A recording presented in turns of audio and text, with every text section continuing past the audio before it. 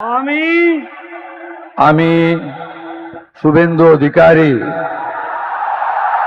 ঈশ্বরের নামে শপথ করিতেছি যে বিধি দ্বারা স্থাপিত ভারতের সংবিধানের প্রতি আমি অকৃত্রিম নিষ্ঠা ও আনুগত্য পোষণ করিব। আমি ভারতের সার্বভৌমত্ব ও অখণ্ডতা রক্ষা করিব।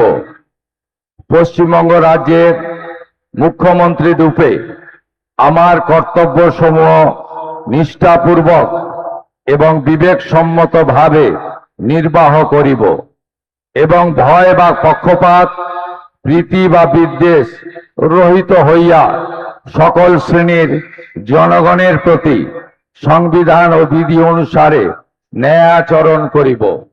আমি শুভেন্দু অধিকারী ঈশ্বরের নামে শপথ করিতেছি যে পশ্চিমবঙ্গ রাজ্যের মুখ্যমন্ত্রী রূপে যে কোনো বিষয় যাহা আমার বিবেচনার জন্য আনীত হইবে বা আমি জ্ঞাত হইব, তাহা মুখ্যমন্ত্রী রূপে আমার কর্তব্য সমূহের যথাযথ নির্বাহের জন্য যেরূপ আবশ্যক হইতে পারে তদ্গতিকে আমি প্রত্যক্ষ বা পরোক্ষভাবে কোনো ব্যক্তি বা ব্যক্তিগণের নিকট জ্ঞাপন করিব না বা প্রকাশ করিব না।